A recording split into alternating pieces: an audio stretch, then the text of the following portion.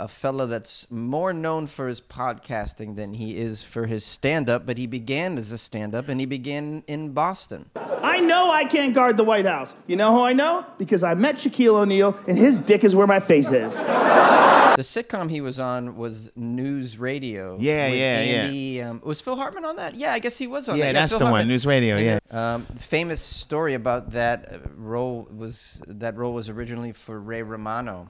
Is that right? And it was given to him, and Ray uprooted his whole family, moved out to L.A., and then they recast Joe Rogan in that. Yeah, I don't know if that's pertinent to the video, but it is an anecdote. Yeah. This is what Hollywood can do to you. Right. We have a job for you. Come on out here. Well, now, sorry, we decided to go with a more handsome gentleman. Absolutely. And the person who hired you, what happens a lot is the person who hired you gets fired.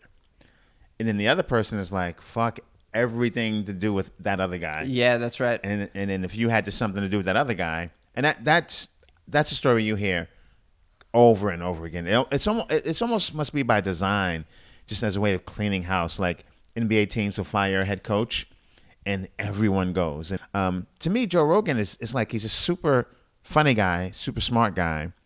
And I say this with respect. I never found him to be like the most charming, but I guess that is his charm. Is that he doesn't try to lean into charm. You know what I mean? Which is my calling card. With all the success he's had, you just know as someone, outsider looking in, he must be an extremely hard worker, extremely reliable. Like he's got to be like tip top professional. Like even to win a role over Ray Romano, who's like charm and likability personified. Rogan has that other thing, which is I guess the fighter mentality. Just that You can go through something, you can go around it, you can go under, you can go over. And it seems like Rogan, his default is to go through it. I don't know him, but that's just what it seems like. My default is to like just ask it to get out of the way. People need to recognize, for all of the things that you might not dislike about this guy, he has on the highest level shown that he can work as an actor, a series regular on a sitcom. He booked it. All right. Yeah. He was the host of a super popular reality show. He does play-by-play for fight shows. MMA, yes. And he has the most popular podcast. So as an interviewer as well, these are all aspects of your talent. Can you and we all get to Hollywood and they try and figure out, well, what skills do you have? Where can we push you in? You a voiceover guy? Are you more like a game show host? Right. Do you actually have acting chops? Could you be a regular on a series? He did that. He's shown that he has talent and puts the work in to do all of those things. Absolutely. Most comics are fortunate if they can slip into and make a career out of one of those things. Could I be a host of a game show? Oh, thank you. Now I have a career. Yeah, that's going to take care of my family, take care of the house, and he's done it all. Sometimes we glorify sports, and sometimes we vilify sports. Like a lot of nerds, growing up when I grew up, a lot of nerds hated sports because the people who represented sports beat them up or whatever. But there's no denying the life lessons that sports can bring you. And for him it seemed like his basis being rooted in fighting, rooted in athletics, all those lessons really apply to everything else. The White House got broken into while Obama was in office. The first time in over 100 years that someone broke into the White House. Also, the first time a girl was guarding the front door by herself. What are you trying to say? That women can't do everything men can do? Exactly. That's exactly what I'm saying. So that seems sexist, right? People say you're sexist. No, it's not sexist. Here's why it's not sexist. Because men can't even do everything men can do. See? There's no physical equality, folks. That's why we have the Olympics. Because there's people that can do some shit that you and I can't do. One of those things is guarding the fucking White House. I know I can't guard the White House. You know how I know? Because I met Shaquille O'Neal, and his dick is where my face is. That's not equality. That's not white privilege. Now, what's great is that, to be self-deprecating gives you a little more of a leash, right? Mm-hmm. And I like that he's sort of like giving you, I'm a short guy. Short guys get like the Napoleon complex. They get sort of like a lot of flack because of some of the posturing that some of them do because they're short. But I think what people don't realize is, and maybe you should be the one talking right now, but I think when you're a short guy, you have to come to terms with physical limitations much sooner than other people. And then how are you going to deal with that? You know what I mean? I think for a short guy, it's weird because a lot of women don't like short guys.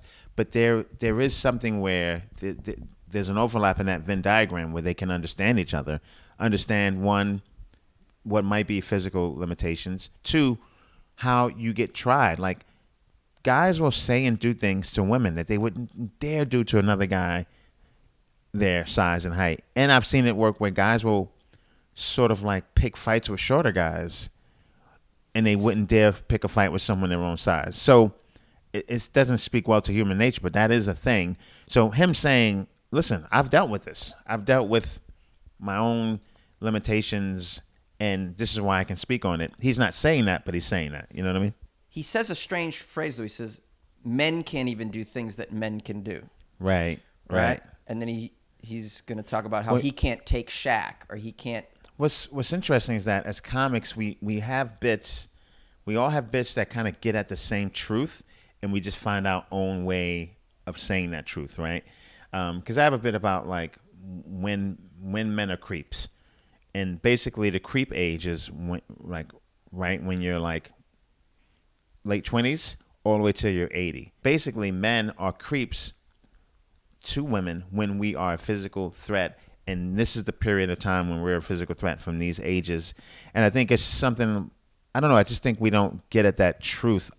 For women, there's this thing of you haven't given up the fear, which you shouldn't, right? Because that fear is deep-seated from like nature. You haven't given up the fear of men in a sense like, can I walk to my car at 3 a.m.? Is someone going to jump out if you're a woman? So you haven't given that up, as you should. You should not. You should be diligent, like stay alive, right? There are crazy, weird people out there. But on the flip side, you can do everything we can do, right? So it's like, well, then walk to your car by yourself. But I would never let a girl walk to the car by herself. So we're in this weird space where like he's trying to be the make sense guy in a room. But we're at a point where sometimes people do use logic as a weapon. So as long as he's not weaponizing his logic, hopefully, all right, I'm triggering you, but hopefully you're listening to what I'm saying. I don't know if he's the messenger to say it, but I like that he's trying. What I think is a gray area is, and I don't know if it's clear enough, his sentence is, men can't even do what men can do. But he doesn't really elaborate on that in a way that I think everybody understands. I was still like, what does he mean by that? Let's see what example he's going to give. Right. Because I think a lot of people might not understand that phrase. Men can't even do what men can do. Right. Okay. It's a great point because he gave the Shaq example, but like you said, he's short, but that's not going to read for some people because Shaq is one of the biggest human beings on the planet. Yes, that's right. Also, he's a fighter, right? So he can't give you. He's still a fighter. He's still macho. He's like, I can't sort of like admit all the things I can't do. So I'll just use Shaq as an example. Yeah, you see what I'm saying? So he's got to kind of reach for something like that. Yeah, because I think we all know that he can fight and he's jacked. Right. Okay, yeah. So when you say men can't do what other men can do, give us examples. Like my garbage disposal right now is jammed up. And I looked on YouTube. There's a way to unjam it. I tried for like 10 minutes. Then I called the guy. You know what I mean? So like, give us more usable examples. Don't compare yourself to Shaq. Like, no one can do what Shaq can do. And yes, the Olympics, right. Yeah, no one's a top flight athlete. But I think it's a great bit, don't get me wrong. But I think if you gave me even smaller examples, and like him being short, he could simply say, you know what? Sometimes I'll ask a buddy to come over to get something off the top shelf. You know, like really be vulnerable. But it's still a great bit. I'm just saying. Yeah. And as a comic, there's a different example like you could have used right there. You know. Because this is a triggering bit, and so I want to see his communication to be very clear. I want everyone to understand what he's trying to get at, because I understand what he's trying to get at. Right. And you understand Absolutely. what he's trying to I get understand. at. But a lot of people are gonna see that and be like, no, I'm not going here with But you. here's the thing: it's an arena or a theater with his people. So it's called Triggered, but you're preaching to the choir in a sense, right? Because if people don't rock with you, they're not coming to this show. But I like that he's trying this, and he's a brave soul, because you got to know this is going to be on the internet with people who don't give you the benefit of the doubt. Listen, if the White House is experiencing a shack attack, I'm the wrong dude to save the world. I did Fear Factor with Shaq. If we were holding hands, it'd be like a 6-year-old at the park with his dad. Okay, We're barely the same thing. So do I think women should guard the White House? No, I don't think I should either. It's not sexist to say that women can't do big physical labor things. It's good. I think it's kind of cool him saying, I can't guard the White House. So, like, can I fight? Yes. Am I a professional fighter? Yes. But there's someone better for this job. Mm-hmm. Yep. You know what I mean? And I think it's beautiful when you're speaking to your crowd, you don't have to spell it out like that. But sometimes for the internet, we're at a point where comedy has turned into TED Talks, because you have to qualify it in such a way that it's so clear that no one can misconstrue. Yeah. You know, he didn't do that, thankfully, because you take the comedy out when you do that. But him saying, I can't guard the White House, that's a big statement. Look at his neck. You think he can't guard something? He's got a horse neck. Yeah, you think he it's can't? like- Look at him like, I would never want to fight this dude. Like, Never. if Yeah, I had yeah, to yeah. fight him, Sure. I'm picking up something. Mm-hmm. Like, first I'm talking it out, and then I'm picking something up. You know what I mean? Yep. So him saying, I can't guard the White House, it hits different. You know, that's like, it's like when an NBA player says another NBA player is great. That's not some dude on his couch saying No, it. that's when you listen. Yeah, exactly. Yeah. So, Good as giant men can. But people will tell you it is. Well, I'm not sexist. As a matter of fact, my favorite people are all female. I have a wife and I have 3 daughters. They're my favorite people in the world. But I could beat the fuck out of all of them. Okay? Listen, if they're guarding the door, I'm getting in. I don't mean to sound cocky. But I'm just real confident. I could fuck them up if I had the flu. Okay? Yeah, we're different. We're different. I could beat on my cat too. I'm not proud of it. I just tell you what's up. You want to bet money on me. I fuck that cat up. Most likely. Cats are fucking weird like that, man. I was petting my cat once and he bit me. I was like, whoa, we gonna do this? What the fuck are we doing here, bitch? Got a little nervous. again, like him saying his cat maybe could beat him, he got a little nervous. It's these, like, maybe this is all he has to give us in terms of his humility. Because this is a trained fighter. When he walks into a room, unless he's at an MMA gala or something, right? When he walks into an average room, he's probably got to think, I could take everybody in this room. So for him to say the cat maybe could beat me, I couldn't go out the White House, this is, you know, this is all you're going to get from him. He's not going to be like, I'm a pussy, because that wouldn't, that would be insincere too. That wouldn't, that'd be disingenuous, you know? Women can do everything men can do. This guy's a piece of shit. We're leaving. Too much information is going in that I don't agree with. The guy said it was total bullshit. Total bullshit. How'd that girl get that job? I'll tell you how that girl got that job. Because someone let her have that job. Which means either there were a bunch of guys that were trying to fuck her, or her boss was a chick and she hated her. Either one's possible. Look, if there was a bunch of guys that were trying to fuck her, that makes total sense. If there's one hot girl and she's working with 5 guys in an office, no work's getting done in that office. That office is now just an audition to see which guy gets to fuck her.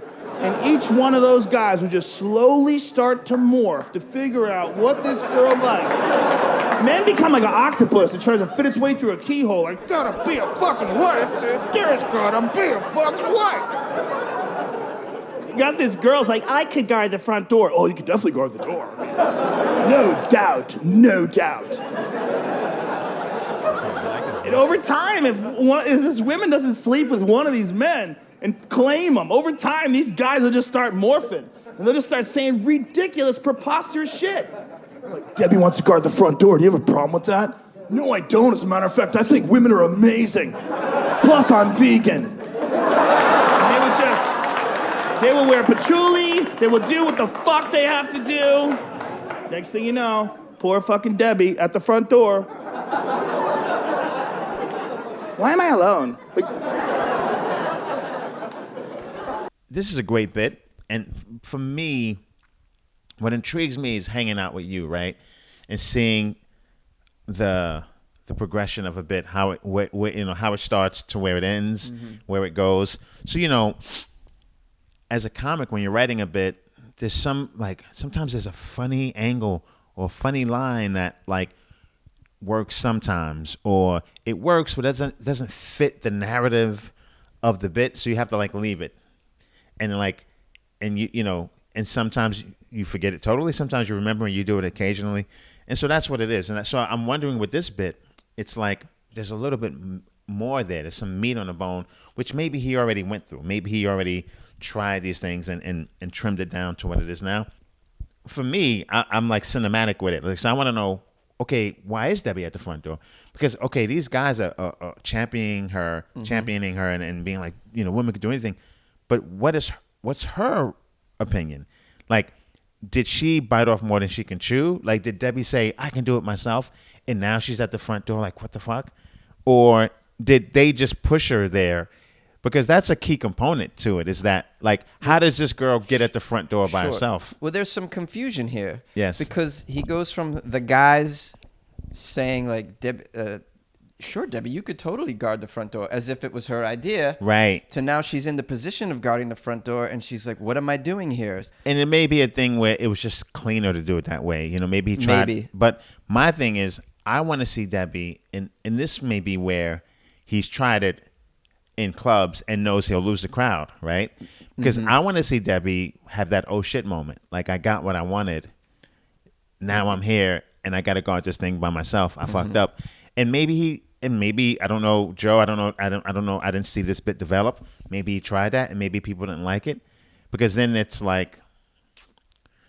it's putting it on the woman being wrong, biting off more than she can chew. But there's something there though. the whole story is so bananas. And it's one of my favorite stories. I'm going to give you the whole story of the break in the White House with no edits and no comic exaggerations. This is the real story. Because a lot of people think there's some grand conspiracy. There's some cabal of evil geniuses that's pulling the strings on everyone in America. It's most likely that people are just dumb as fuck in all sorts of walks of life. So I'm going to this is the story. This is the real story about the person who broke into the White House. First of all, people are always worried, the government's checking out my emails, bro. The government's watching us all the time. They pulled this guy over 2 months before he broke in the White House. He had 4 handguns, 2 rifles, and a machete with him. They didn't even watch him. He had a map. On the map was Washington, and it had an X where the White House is. They're like, you're good to go. They let him go! 2 months later, this motherfucker broke into the White House. And why did he break in the White House? Why do you break in the White House ever? Because you want to die. That's like a suicide run. That's the only reason why someone runs toward the White House. If you had to ask someone, what kind of security do you think they have at the White House? Oh, dude. They got snipers on every corner. They got lasers on the grass. If you get too far, they open up the door, you drop right into jail. Nope. Turns out they don't even have a dog. You just fucking run. The guy who made it into the White House, he had 800 rounds of ammunition in his car. Left out there, took a knife. That's a guy who wants to die! He's just sitting in his fucking car going, fuck! Because the guy didn't bring the ammo, then I'm willing to go, you know what, maybe it was a suicide mission. Mm-hmm. Because he had all this stuff and he just ran in with a knife. Maybe this is just a crazy dude. But for me, when he said, why was there a girl guarding? And I was waiting to see if he got to it. I'm like, oh, because there's a black president. This is what it's like being black. You don't know if that's the reason. Mm-hmm. But if this is the first time in 100 years someone's been able to find their way into the White House, and this happens to also be the first time there's ever been a black president, and there's a woman at the gate. I mean, but that's a whole different bit, right? Yep. Maybe that's not the bit he wanted to do, but I was surprised that, to me, that was instantly what I thought. But I like that he didn't go there in a sense, but I thought he should have at least touched on it. So at the end of this bit, though, he does have a button. Oh, okay. That's kind of hinting at this. Okay, cool. Yeah. The government, fuck my ex-wife, and fuck everybody. I'm gonna do this. Fuck you! Oh my God, I'm doing it. Oh my God, I'm doing it. Thinking with every step, this is gonna be the last step of my life. No, this is gonna be the last step of my life. No, this. He gets to the front door. That's great. It's unlocked. He opens it. There's a girl there by herself. Smacks her to the ground. And just starts running through the hall. Ah! He's probably going, why am I alive?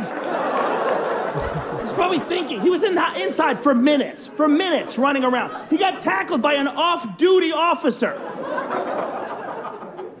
He's probably thinking, I wanted to die. I don't want to go to fucking jail. Will somebody please shoot me? Then he's probably pissed, like, where are my tax dollars going? What kind of security are you fucking people running in this place?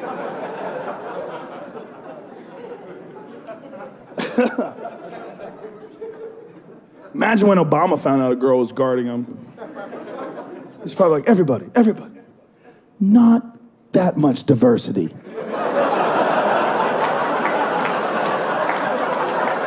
what are we playing, fucking fairy tale games here? Yeah, he touches on it a little bit with that. Yeah. He doesn't go. He doesn't. But maybe he's tried that. Maybe again, right? We don't know the evolution know. of this bit. To me, that's where this bit is going. Right? It's like the cops pull you over. You go into the White House. You know, there's a black president there. There's a girl at the door. You know. Again, that may be too easy of a bit. You know, like I really like what he did with it, but I do think he could have alluded to that a little bit more. But I think then that's a whole can of worms where you can't talk about it without that becoming the main thing. Yeah, because it seems like the main thing is the female at the door. Right. And that's where he's trying to push that pedal. He's trying to push that pedal. So now you give him this other thing, and it's like now you've got these two.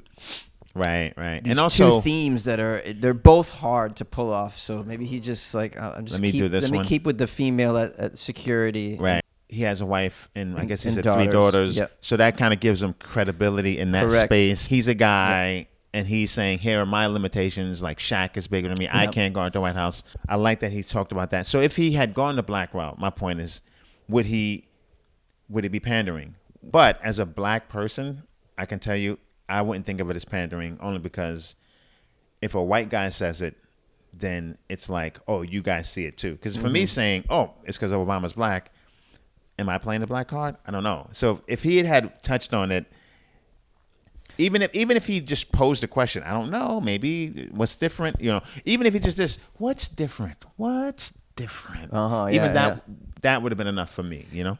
Within the bit, he's trying to invalidate conspiracy theories, though, as well. So, so this is a conspiracy that you're to go the black president route. That's a great that would point. Be part of the conspiracy. He's saying there isn't any conspiracies. Everyone's too dumb for that. They're just dumb. Right. You know, Jeffrey Dahmer. One of the major sort of Dahmer stories is that he was had this young Vietnamese boy and this young man in his house that he was about to kill, and he got away.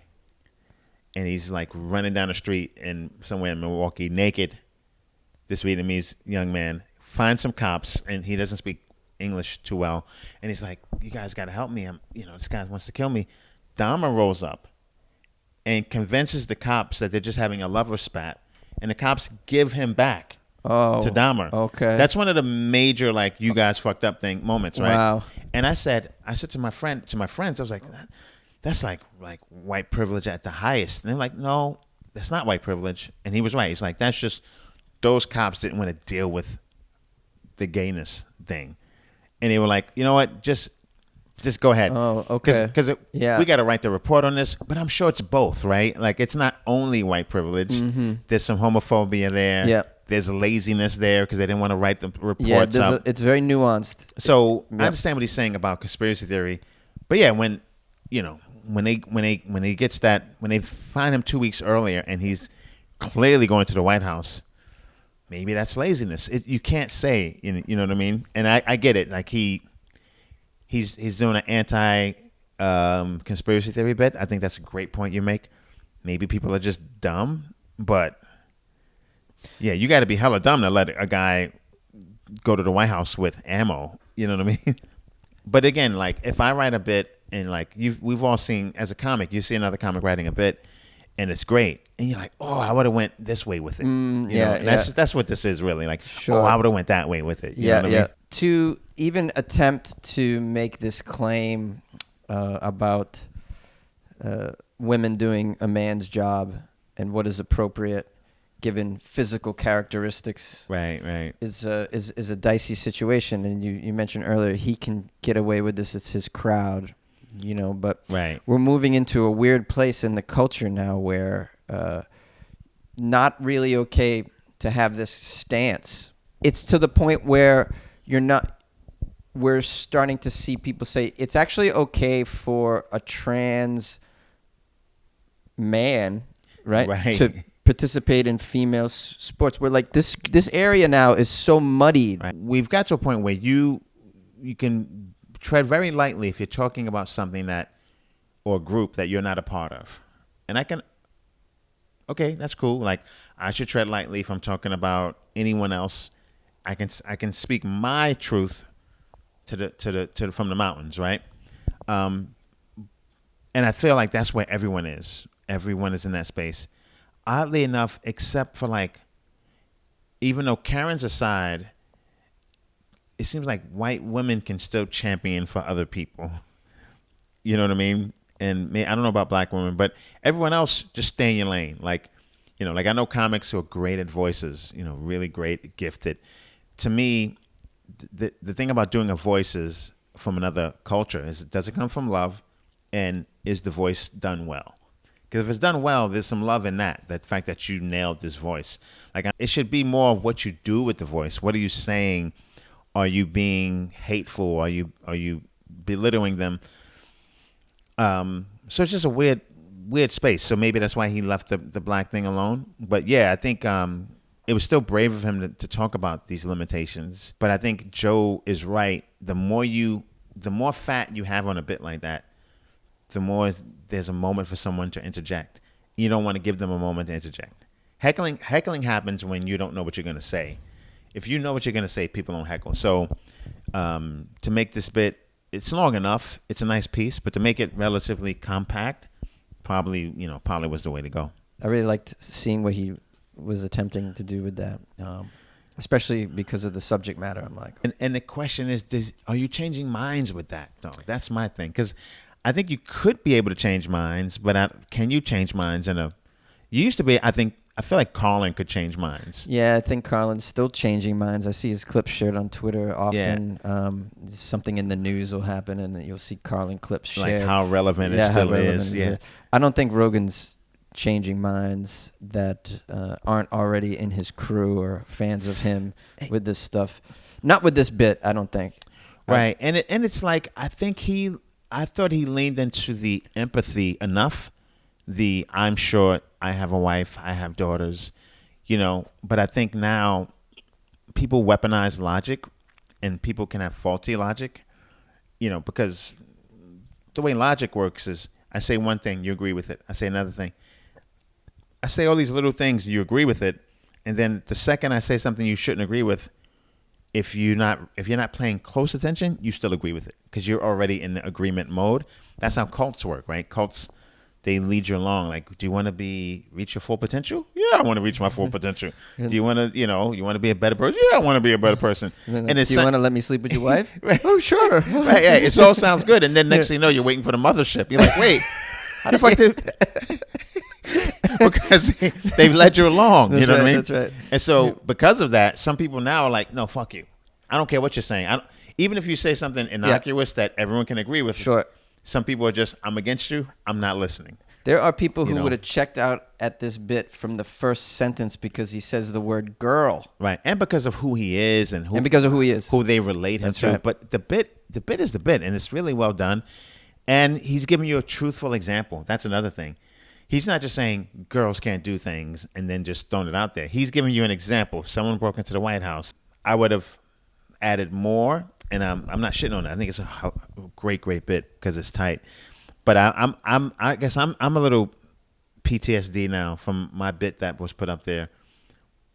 From the whole vibe, I have a bit of sort of PTSD for past bits, but also some sort of preemptive PTSD where I'm just nervous that people are going to take it the wrong way. So when I write, I'm trying to make sure that nothing I say can be misconstrued, which is not possible because some people want to get it wrong.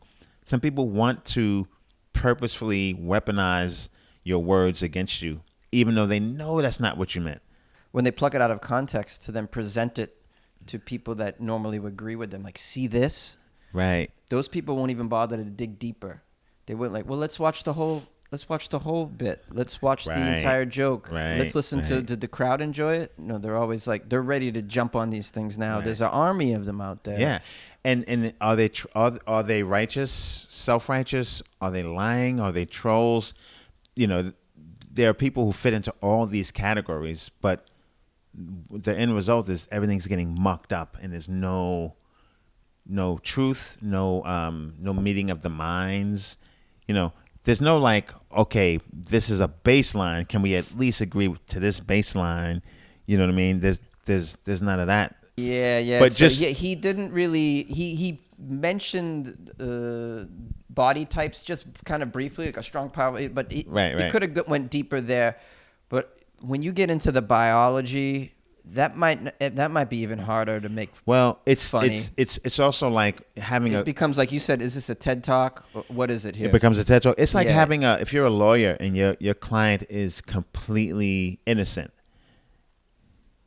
but it's the proof of them being innocent is a little belabored.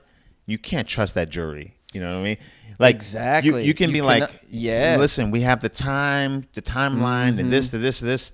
If that guy on the other side is a better orator than you are, he can muck it up. Yep. Because you're asking them to pay attention and follow you. That's right. right. Which is why, kudos to Joe Rogan. He was like, I don't want to get boggled down with the logic. I'll give you just enough logic with some funny stuff. Sure. And hopefully you'll follow me. But with that scenario, there are people who are going to just be contrarian and be like, no, I don't agree with what you're saying. Mm-hmm. So you can't win everybody because Joe's familiar with the science behind body types and whatnot, because I've seen him argue against biological males fighting biological females and how that's not fair. And he puts forth the biology behind it. He's familiar with it. He can go there. He can go there. But and that's what's interesting is we talked about it in the beginning. Maybe that's why he has a podcast. Like we do this podcast. Like for a comedian, if there's things that you just can't encapsulate into an on stage joke. Yeah. So you're like, you know what? I'll write a short story. I'll write a movie. I'll write a pilot. I'll write a script. I'll do a podcast. Do a sketch. Do a podcast. So right. Yep. Maybe he has a podcast to get those truths, that style of truth out that couldn't fit in like a nice, neat 5-minute bit on stage. I'm sorry we're talking in circles, but I think what it is these kind of discussions have now gone to where they're beyond what a comic can do, only because you're going to get attacked. So it's for a podcast. We can flush it out, have all the data there. Who knows? People still may not pay attention, but I take away from it that kudos to him for attempting something like this, and with the bit, it's a very good bit, and it's not easy. It's not easy to do stuff like that, and he knows more about it, as I alluded to. He knows the biology behind female and male, this kind of. And he didn't even go there. Most comics are still hiding how smart they are because there's nothing really particularly funny about being smart. So the whole thing is to like disguise it, and sometimes it comes out in different ways, and people always say, "Oh, you're writing, you're smart." I've never tried to lean into that. Like I'm only trying to distill information and put it in a jokey form. You know what I mean? So I think with him, he's hiding some of his knowledge there, just because it's about making this a funny bit. That's right. It's entertainment, and or like KRS-One, it's edutainment. Edutainment. Oh, I like that. Oh, KRS-One. Where are you going to get a KRS-One reference? That's great. Well, there's a ton of Joe Rogan stand-up clips on YouTube. If you've never checked out his stand-up, I know we're all familiar with the podcasts, and the podcasts are, I mean, you can't walk out your door without hearing his podcast, it seems. But the stand-up you have to kind of look for. And there's a lot of specials and pieces of specials on YouTube that you can watch going back 10 years for him. If there's a comic you'd like us to take a look at, there's an email in the description here, or just write a comment below. Please subscribe and share with anyone you think might learn something or enjoy this.